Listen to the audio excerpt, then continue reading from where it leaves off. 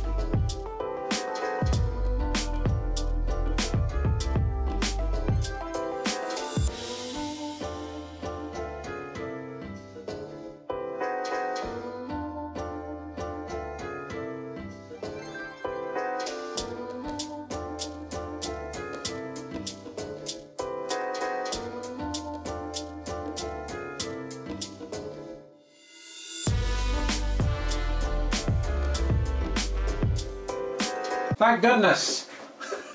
Went without a hitch. Without a friggin' hitch. So now we've got the fans back in the keezer, and that's a must. That's a must in the keezer. Same as in the fermentation fridge, it's moving the air around. So you've got the freezer part of the keezer doing the cooling, obviously. The heater that I've got in there doing the heating. I think it confused a few people when I did the keezer build as to why I'd put a heater in there. And at the time of building it, we were coming into spring and summer, but now we're at the back end of October, we're going to start seeing that that heater's going to work the way I'm intending it to work, because in here it's just a single brick shed, and in the December, January months where it drops dramatically in here, I'm at like 1 degree, possibly freezing in here if we get a cold spell. It wouldn't be too long before the ambient temperature in that keezer matches the exterior and gets down to like 1 degree, 2 degree, or even freezing. And I don't want that. I want the beer in the keezer to stop at what I want to stop it at, which is at the minute 7.5 degrees. So that heater kicks in, the fans move the air around, and it just regulates. Now for this. Oh my goodness me! She's looking absolutely inviting. Bang on, just what I wanted. Nice and pale. It's a SMaSH, so the only thing in there is pale malt and... shall we get an aroma? All Citra, baby, all Citra. Oh my goodness me! That smells very nice.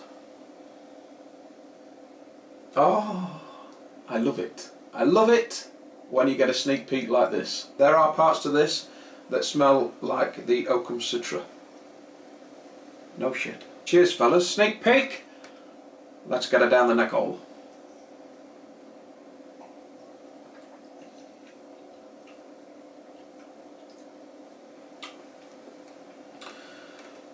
Beautiful.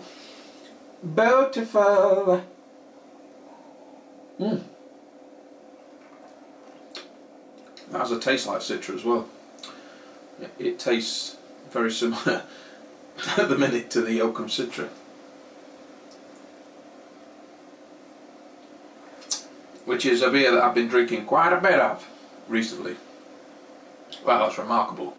She's tasting very nice, very nice. There are some edges that need to be rounded out that will all happen in the aging process, the conditioning process.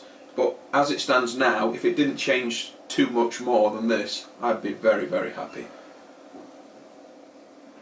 The bittering on it is bang on. Very enjoyable bittering. I wouldn't say it's a creeper, it doesn't hit you straight away, but you just get it on the side of the tongue and then it sort of mellows out into the malt. Yeah, it's there now, the bittering. You can feel it more on the side of your tongue. Like I just said, it works well with the Citra as well. It works well with that hop flavour. I think if I was to brew this again, I don't think I'd alter anything about it as of this first tasting.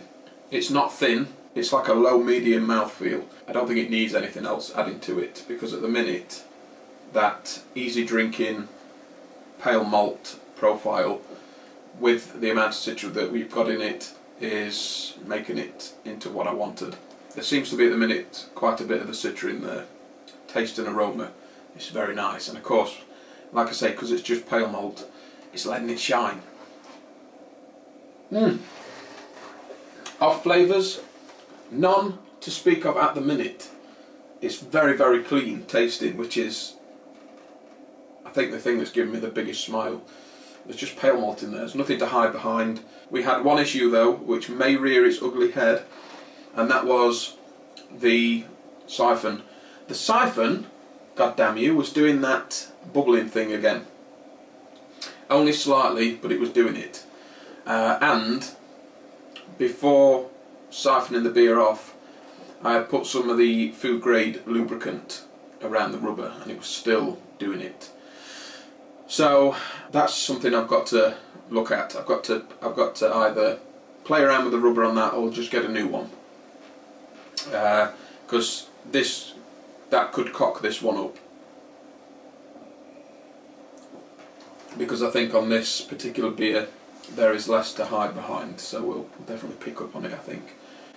That could be the only downfall to this. I'm hoping it's going to condition well, I'm hoping it's going to round off the edges, and I'm hoping the malt at the back end is going to come forward a little bit more. At the minute, it's very nice, and I'm very pleased to have a keg of this.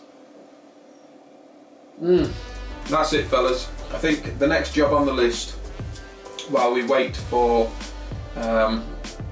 parts for the pots, the new pots, is I haven't actually cleaned them yet or done a test on to see if I've tightened everything up enough to be watertight. So I think we're going to do that next. But that is it for this one. Fellas, the Keezer has beer in it once more, thank God. Well, that's it fellas. So as always, don't forget to something to do. Don't forget to hit the like and subscribe, click it, watch out, comment, share the video, get it for all to see. And until next time, I'm out of here.